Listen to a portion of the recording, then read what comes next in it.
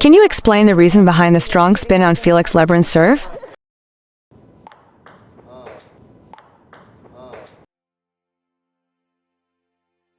Did you demonstrate it to us that day?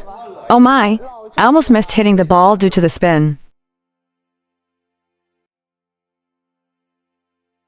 The spin is so strong, right? It really lands with force. Would you like to listen, fellow players? Use your arm as a pivot and hit straight towards it.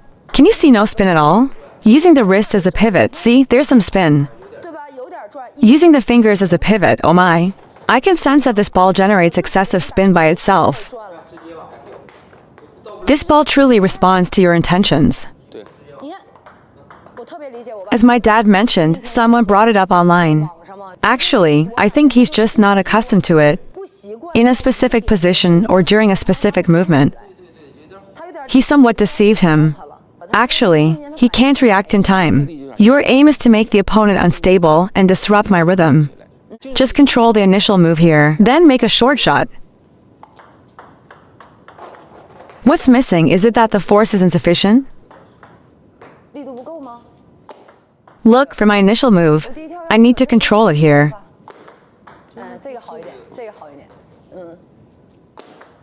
I understand what's happening. It requires a bit more forward momentum. It's because my habit point is still in this area. So we need to put more effort into the follow-through, a bit more follow-through.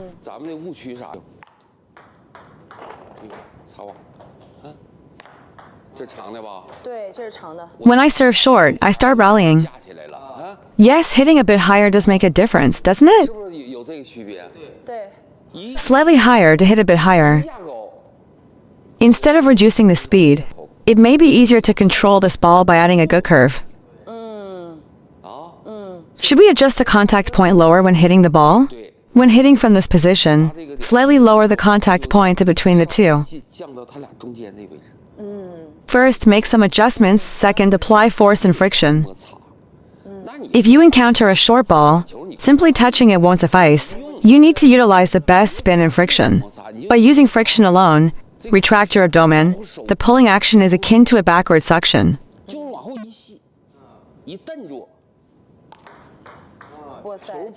Yes, you are aiming for loops, so imagine, when he suddenly serves a short ball at this moment, you only need to block it. Therefore, determining the length is actually quite simple. After hitting here, pull back and tighten your body, engage your abdomen and back muscles, and retract too. The motion for a forehand drive is the same as for a forehand topspin. After that, you can explode with a forehand topspin. If you don't break down, it's all about this momentum. Just hold on to it, that's all you need to do.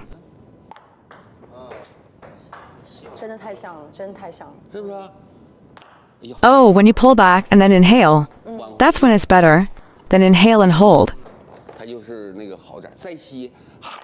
If you see the ball is too short, step back half a pace from the table.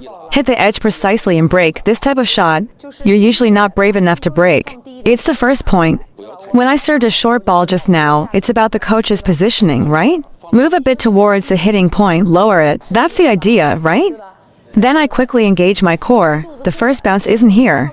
Wow. Hitting low can really generate power. Control the first bounce again. This requires practice. This really needs to be done well. I couldn't even feel it on my first try. Isn't the stomach the intestines, right? Similarly, suddenly pull back and... It's not. I still feel it's related to the force in the later stage. It's just that my strength is just right from here to there. If it's sent here, it's easy to go into the net because the force is not enough. Just a little bit. That's right. You see, you understand it now. Now, let me explain it to everyone once more. The first step is to lower the contact point. The bounce isn't high enough. The second point, as XiaoHan mentioned, he needs to utilize his core muscles because without engaging them, he can't control the trajectory. The third crucial point is that we apply the same power to hit this ball. He definitely hit the net. So when you hit a short ball, you need to block. You see, I stop here after the first bounce. I need to make it longer to increase the speed of the ball. So after I hit it, I need to follow up with more power. Right? I need to push it forward a bit more to add more topspin and make it longer. If we follow the traditional way, the ball will bounce short and I should return it here. It will naturally clear the net, right? That's my feeling, indeed. Can everyone understand? Let's practice a bit more, and you'll really master it. Keep it up, you can push it to the side, impressive. Is he standing further back than me? Watch this short ball carefully. Take another shot, your body is too rigid. Because he can see that the contact point is here. This is a trajectory we are practicing. Try to open it up. That's even more awkward, that's the outcome.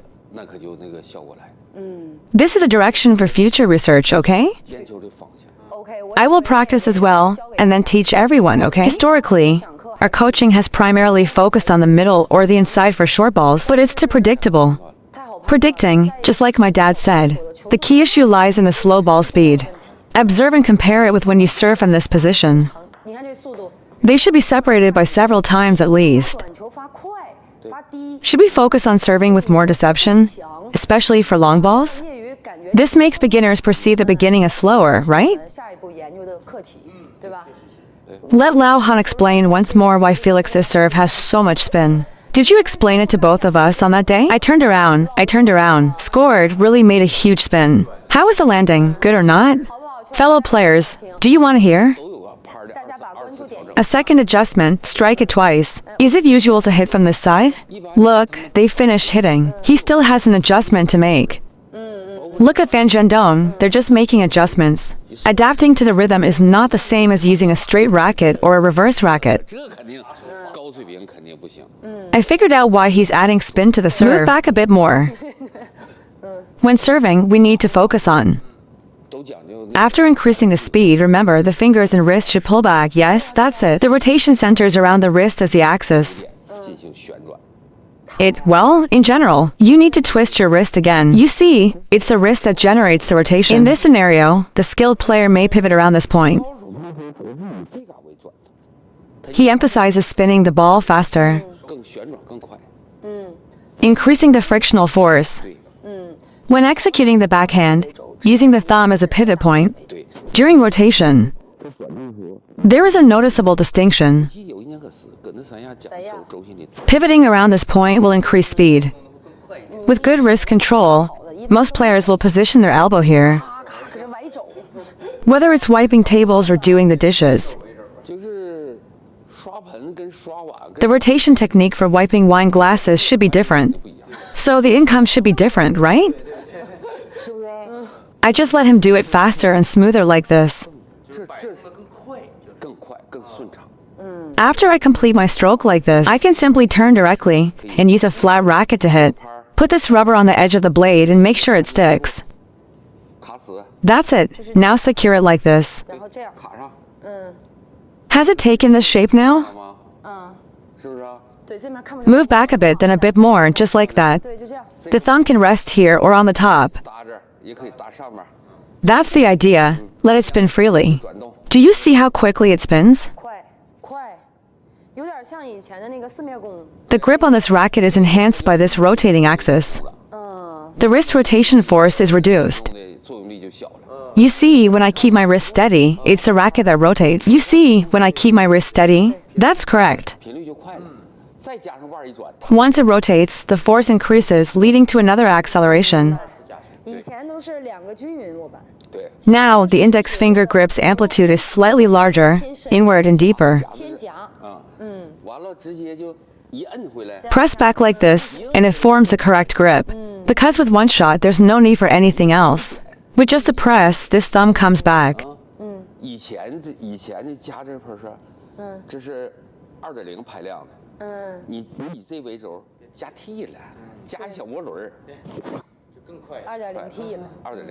If I suddenly add this, I'll give you a flat board, right? A flat board is also acceptable, a flat board. Pinch a specific point, vertically here, or completely here. Pinch here. Use your thumb to symmetrically pinch these 2 points. When swinging the flat board, ensure that the strength of these two symmetrical points is not dispersed. Do not pinch here. Thumb pinching here is not allowed. I understand that their contact points are basically the same, with him visualizing and rotating around himself as the axis. I understand. You go for it.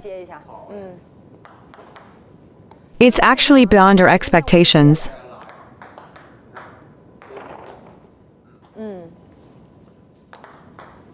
I'm really quick.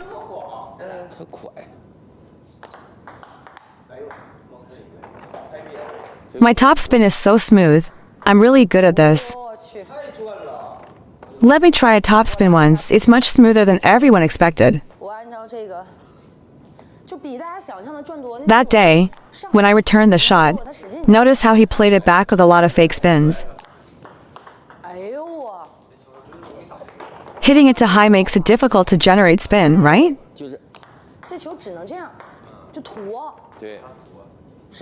He immediately adds side spin upon hitting the ball.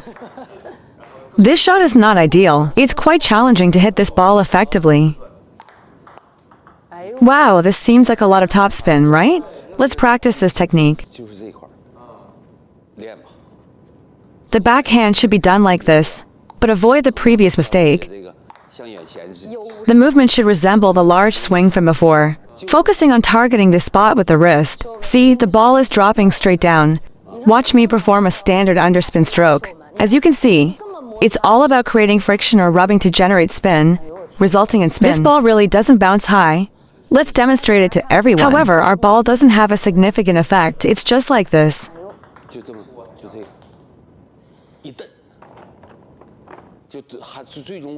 Alternatively, we can move back and forth, then hit the ball hard. I feel like the speed is at its peak. I understand what you mean when you bring this up. This serves as a pivot point for amateur table tennis players. The arm serves as a pivot point in this movement. It's actually the elbow. Numerous amateur players, you must have observed this in the table tennis hall, right? Observe your own technique. In the table tennis hall, 90% of players employ this method. You're getting impatient with yourself. He can't get it going either. In the past, we also had a master. Using the wrist as a pivot point, like this, accelerate like this. That's how you make a profit, right? If you pinch the board with your thumb and index finger, the index finger tightens, then the thumb comes on as a pivot point on this board. Using the thumb and index finger of both hands as pivot points, accelerating in this manner, then, naturally, it will spin. Using the arm as a pivot point, you see, it's not spinning at all. Using the wrist as a pivot point, see, it spins a bit. Using the fingers as a pivot point, oh my goodness, I can even feel that this ball is spinning too much.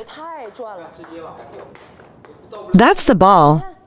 You see, I really understand what my dad meant when he told us. Utilize a middle ear shot as well. Each shot is targeted at what we refer to as the thumb. Grip and apply pressure with your index finger at this point. Avoid using your arm to apply pressure. How do you apply pressure with your arm? It's excellent to have your racket circulate around the spot. Topspin it over. I utilize my fingers. See, you don't even need to track the ball. It's already generating a lot of spin. Directly dropped. Oh, my spin changed significantly.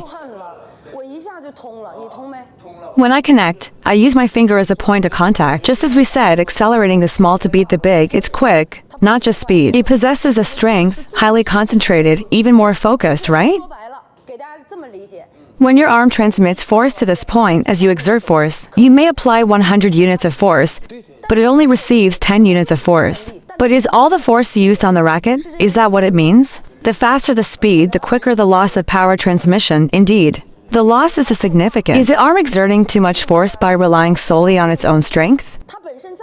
This force is not applied to the racket.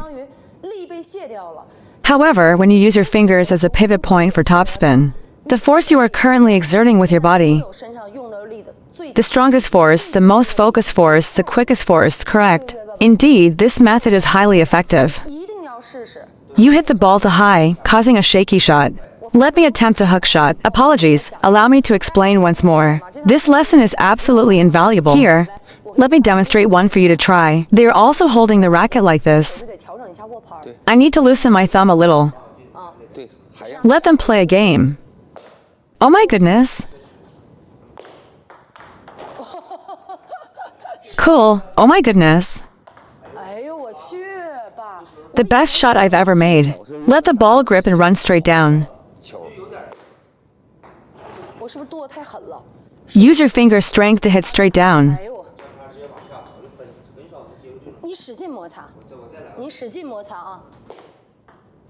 It drops straight down, you have no chance. Strike the ball directly and let it drop onto the table. I can understand focusing all the force there. Simply pinch with those two fingers.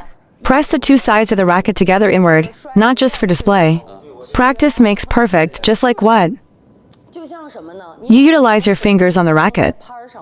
Only on this racket, its power is equivalent to that of your thigh. It is exceptionally powerful, much stronger than you think. Did you feel it right away? Especially notice it? Do you have your racket in your hand now? You need to feel it or help him understand how cool it is. Put your hand here. Let's have him do a test in this way. Okay, I'll rotate like this. Follow my swing, keep it steady.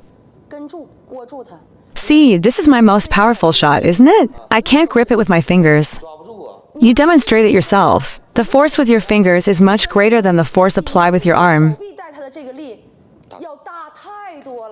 It feels a bit painful when you grip it in my hand. If you can't hold it, it slips away in an instant. It feels like suddenly someone hits you, making you unable to stand still. Almost like being electrified. Wow, it's really amazing and powerful. Now pick it up and give it a shake. This absolute power is the greatest. It has always been underestimated. Is he holding the racket like this to make it right, isn't he? The pivot point becomes clear. Amateur players rely on hand force. It feels amateurish.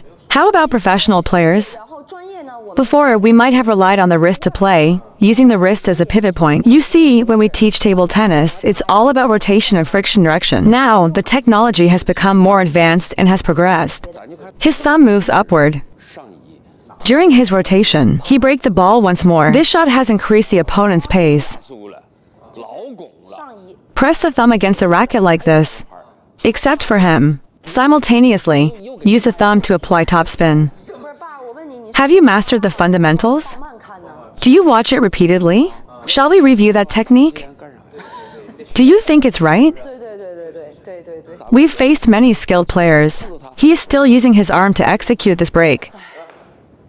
So when I mention this, since you trust me, let me break down a segment for you first. Because we still have a lot to work on. Time flies, the river of time flows endlessly. It won't hinder our progress or improve our touch. You expressed it really well. Just concerned that it might be overwhelming to listen. He's countering you with an effective technique. That's the situation.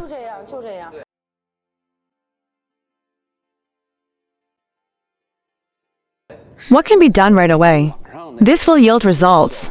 You should practice progressively. You'll start seeing results in approximately a month. 大家好，我是小韩老师。